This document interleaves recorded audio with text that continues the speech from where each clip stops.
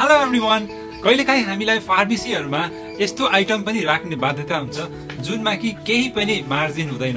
यहाँ चाहिँ एउटा क्रिम मगाउनु भएको थियो पेशेन्टहरुले। यो बोरुलेन भन्ने एउटा क्रिम आउँछ, धेरै पुरानो क्रिम हो।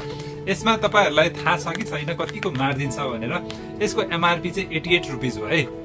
अनि गेस गर्न सक्नुहुन्छ हामीलाई कतिमा आउँछ र यसमा कति प्रॉफिट मार्जिन हुन्छ भनेर।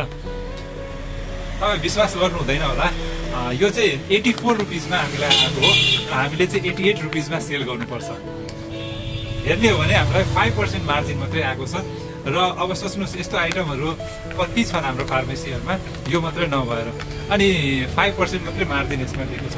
र फार्मेसीमा भएको सबै आइटमहरुमा 10% डिस्काउन्ट माग्ने पेशेन्टहरुलाई चाहिँ अब के भन्नुहुन्छ तपाई भन्नु त? यो लिन आयो भने 10% डिस्काउन्ट माग्यो भने चाहिँ तपाई दिनुहुन्छ कि हुन्न? तपाई आफ्नो विचार कमेन्टमा लेख्नु होला। कोही विद्वान मान्छेहरु चाहिँ आयुर्वेदिक आइटम हो राख्नु मिल्दैन भन्दै चाहिँ कमेन्टमा नआउनु होला है। ल बाइ।